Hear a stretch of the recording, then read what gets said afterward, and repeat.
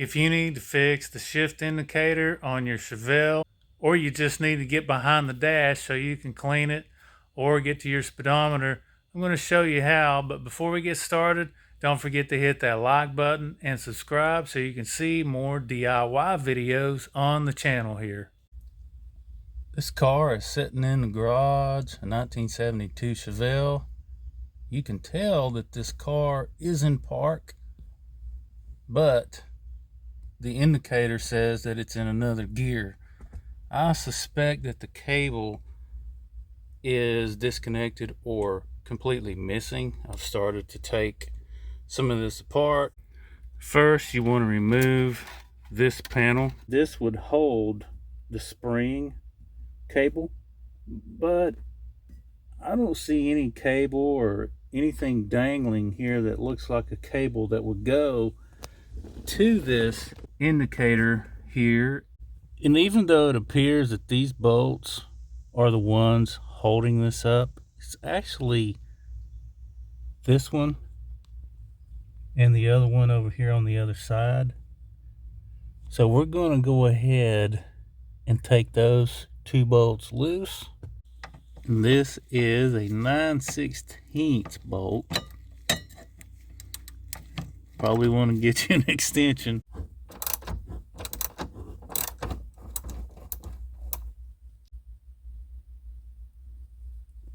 Put a little WD-40 on there, just so it wouldn't break off. Now I'll get the other one. Now that I have both of those nuts off, you can see here that this thing wants to drop, so be very careful when you're taking that second bolt loose. So you may want to have a plan on what you're going to prop this up with. And from the underside, you can see how this goes up into that small hole right there. There was no way for me to see this when this was bolted up. See how that clip is? It was completely hidden behind this housing here. Also, it did not have a screw holding it in anywhere in here.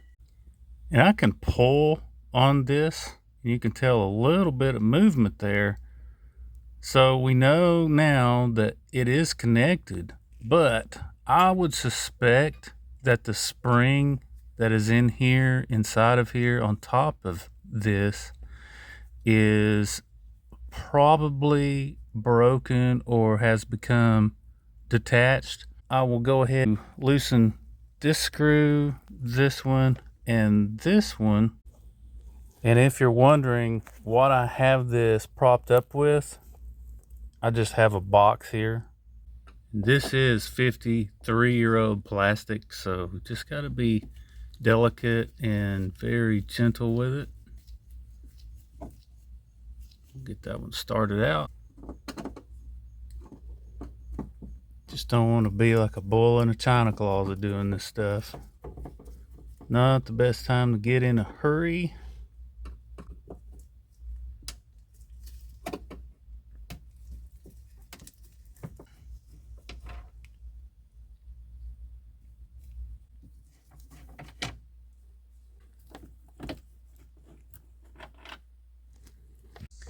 You can see this metal piece up here holding different screws, so you want to remove those as well. So once I remove these bolts, I just pulled the dash off of there. I've got it resting back here on top of the seat. This is a 7/16. It needs to be removed, and we'll also remove that one.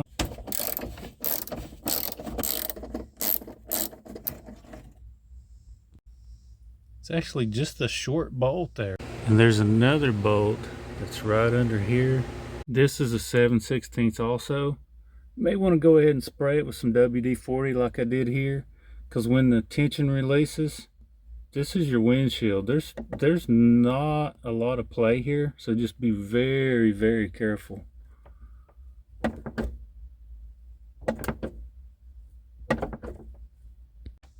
Now that one has been removed. The next bolt is going to be over here on the passenger side. It also has a little bracket that comes out from the car and attaches like so. We'll go ahead and remove that one next. First, we'll get this one out of the way and just watch your windshield again.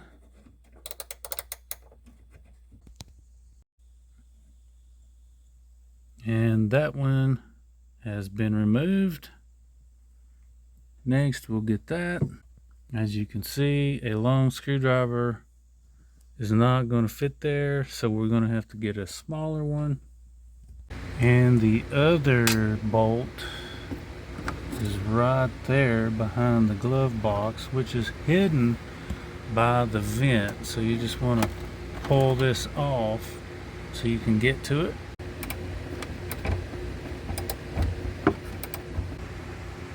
And once that one is removed, you can see this thing is much easier to pull down.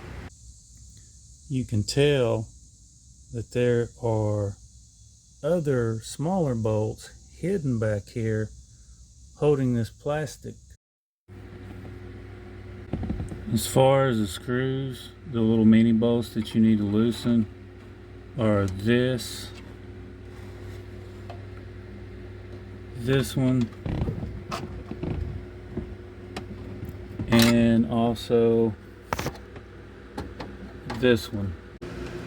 Now this bolt, there is nothing that I could get on it except a baby crescent wrench. I believe this is going to be the odd size of a 6.5 millimeter because 6 doesn't work and 7 doesn't work. But you can get it out with the baby crescent wrench. Since I don't have a 6.5 millimeter and a 1/4 inch don't work, I'm putting this on here like this and I'm turning it slowly to be able to get it loose. And just know that this is a very tedious process. Finally got it. And I had actually taken this out earlier thinking it would make a difference, but it didn't, and it won't until you get it to this point. And once again, 6 millimeter is too small, 7 millimeter is too big, and 1/4 inch won't work. And every socket that I have to my name will not work on these things. You can try the needle nose.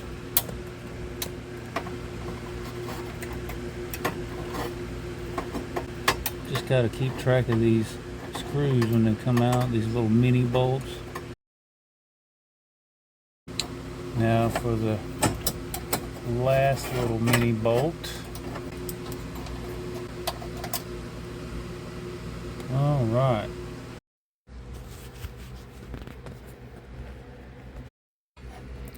You can see the corresponding bolts that don't have a front to them except behind here,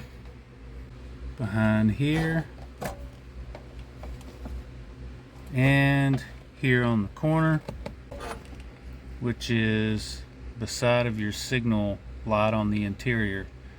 And the only way to get to those is to push through here.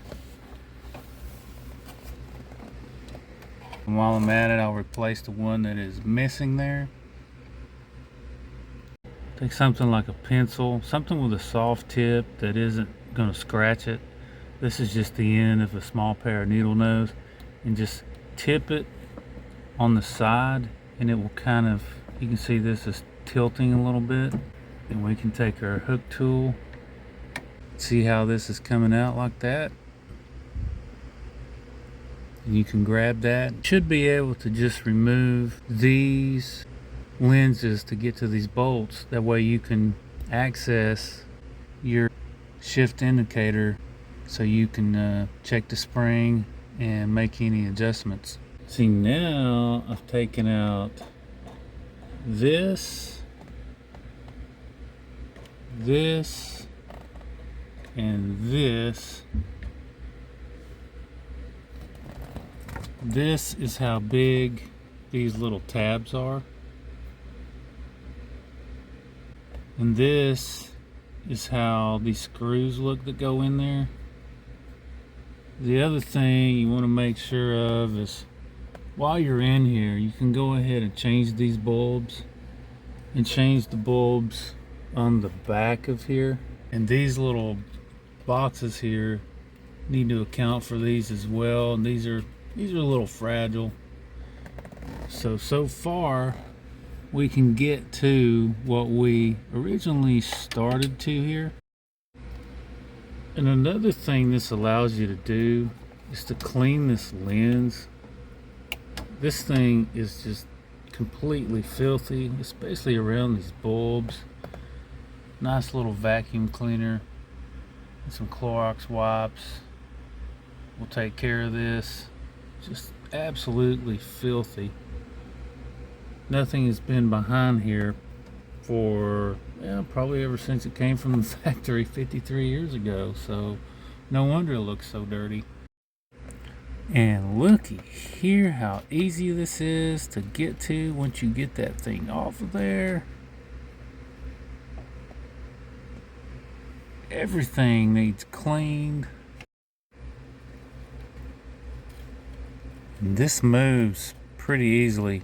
You just have to work with it a little bit, but this is plastic, so be careful. I was worried initially that this spring was completely gone, but it isn't. It is a little corroded, that's for sure.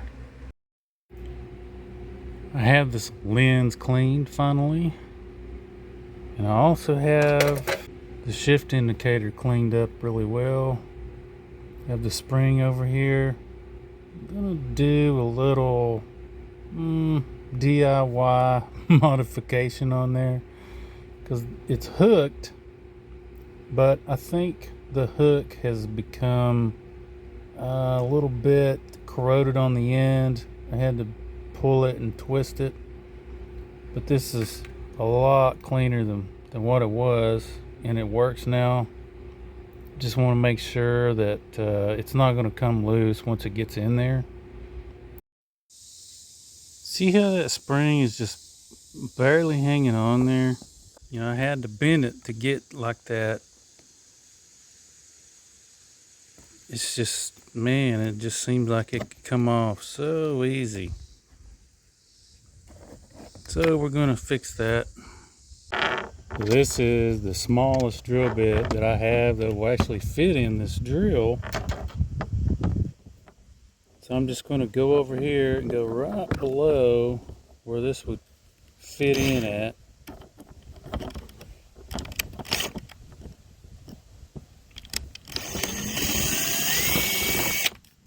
Okay. And for reference, this is just a piece of wire that you can use to hang drop ceilings with, something small in diameter. And I'm just going to use this as a safety mechanism to wire this. That way this cannot slip off of there.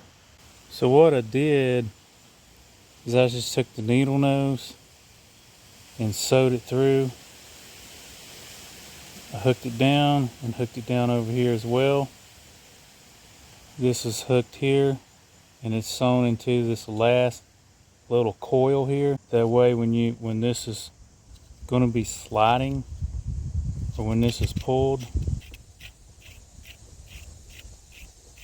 I feel a lot more confident about enclosing this and put it back together, knowing that this has a spring in here that's going to pull this back. And when you're reinstalling this, you can go ahead and put your lens back on up here, but you want to give yourself room to slide in your gear indicator. It's real easy to get ahead of yourself and not allow yourself room, because you might think there's room because you don't have your mini dashboard, I'll call it. So what you want to do is you have screw holes here and here, here and here. So you just want to be able to get it like so. It looks a little odd like that because it sticks out. You can see how it seats in there. And once the screws are in there, you can kind of see how they look. Pretty small screws. If you don't have replacement screws, start out with the smallest ones that you have. That way you don't strip that housing out. Also, these are 194 bulbs. I'm going to replace this one, this one, and this one. And if you don't have 194 bulbs, you can get 158. They're a little brighter, just as an alternative. Before you bolt your steering wheel up, you want to make sure that you can go ahead and put your little cardboard boxes back in here. That way when you put this on here, you have room to put your screws back in. Otherwise it's going to be a really tight fit with this steering wheel up here. Go ahead and get these into place.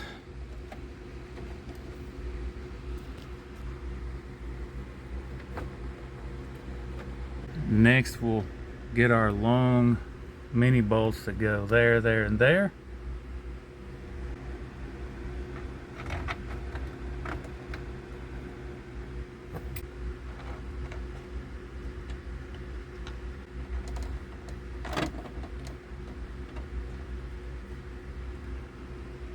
These are just Phillips head screws. Once you get those in there, then you want to put your little tabs back together.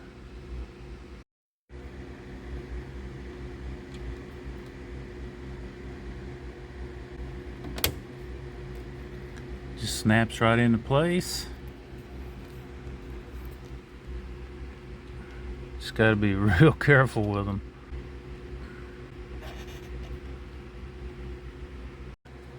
So now we have this one in. We went ahead and put this one in too. And this is where your two holes are in your steering wheel housing. When it goes up, it'll have a 9/16 on each side. You want to hold this up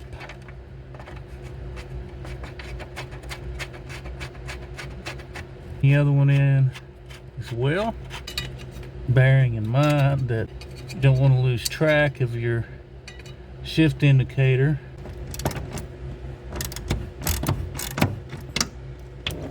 A little bit on each side.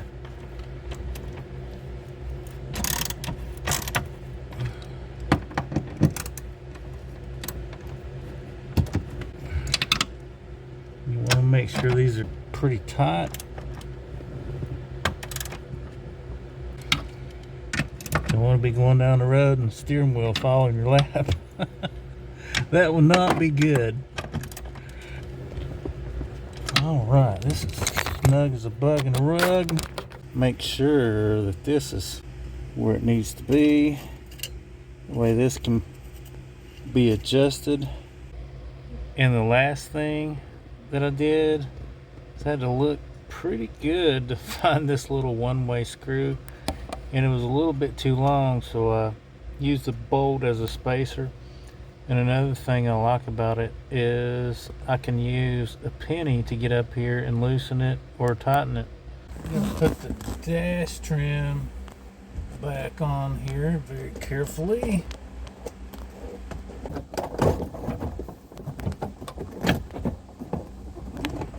If this video was helpful to you, don't forget to hit that like button and subscribe so you can see what's coming up next.